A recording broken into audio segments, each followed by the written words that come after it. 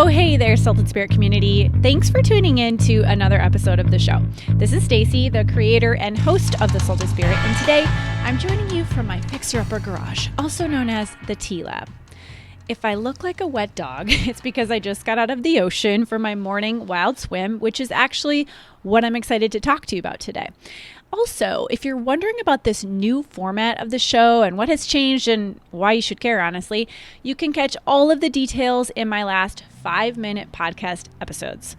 I'm calling these breadcrumbs or shortwave episodes. Here's the deal. We all have the attention span of a chimpanzee these days, so I thought I'd do us all a favor and shorten it up a little bit. I actually got my inspiration when I was on YouTube the other day Googling how to prune a citrus tree, and all of the videos were like 30 minutes long.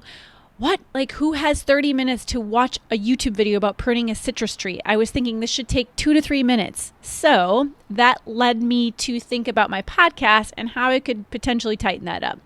So I'm seriously stoked for this fresh spin on the podcast as far as content and how the platform's going to feel.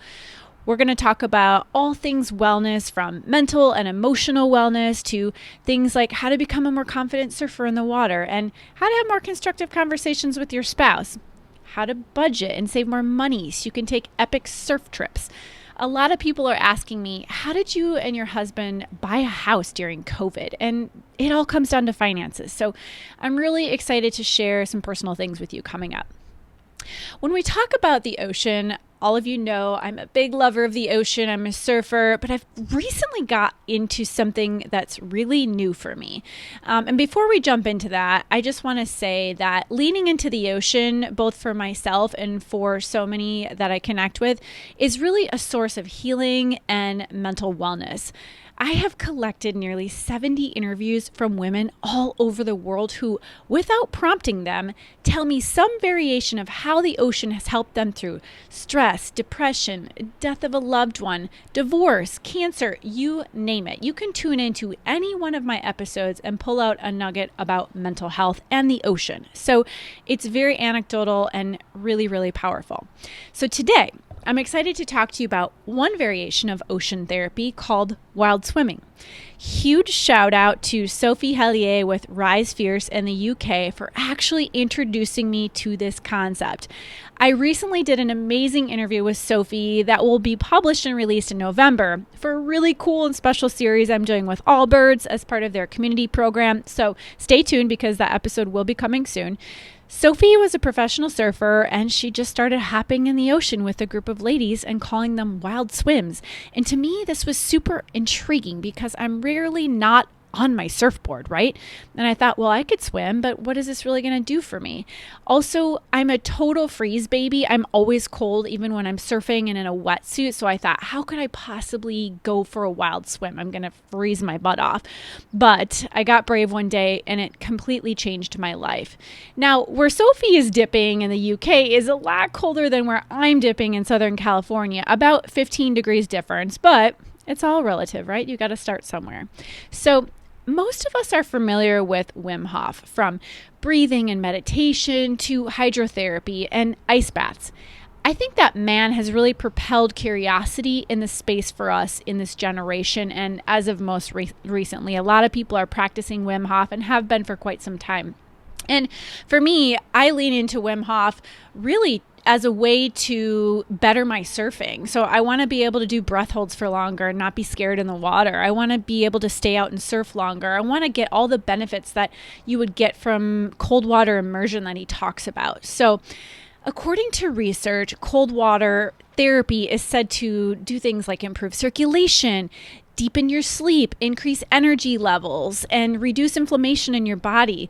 Now, I can hear you saying, Stacy, I don't live near the ocean. Okay, I got you. Listen up. I have Sasha up in Canada who is doing river dives every morning, and my friend Portia who's in the UK who's a nurse with a very demanding schedule, so she's just doing cold water showers. Do whatever works for you. Anytime I do any kind of podcasts, try to not think about the things I'm doing so literally if they don't work for you in your life. Try to look at parallels and how can you do things similarly, but that work for you, such as hopping in a lake or a river if you're not by an ocean, or just taking a cold shower. It's kind of tough to jump in the shower and take a cold shower, so I definitely recommend looking up the benefits first as a little bit of incentive. Here's the challenge. Every episode, I love to leave you with a call to action. So ready? Every Friday morning for the rest of 2020, I'm hosting wild swims here in Ventura. So keep an eye open for my posts and please DM me if you're interested and I will add you to the list. We can meet safely and socially distanced at the beach and go for a wild swim together. Now, if you aren't in Ventura, which is actually most of you listening all over the world, well, here's where I challenge you to get creative. I mentioned Sasha hopping in rivers and Portia taking cold showers. So if you're local, please join me for a wild swim. And if not, and you're somewhere else around the world, jump in on Friday mornings for 10 minutes and tag me in a photo of where you're wild swimming around the world. So, of course, as a result of that wild swim, I would love to hear, how do you feel after? How do you feel as a result of getting in the water, starting your day with water therapy and being connected to nature? So that's just a little tidbit about wild swimming. There's probably going to be a lot more to come on this. I'm actually reading this book right now called Why We Swim, and it's kind of amazing. I can link to that in the show notes. So this is a really great place to start.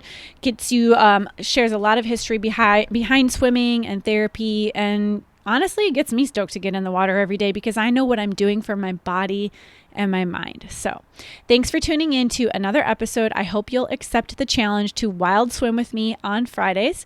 If you like this short form podcast, please send me a note and let me know. You can rate this podcast on iTunes and leave me a review. Cheers and raising a strong cup of tea to you. Until next time.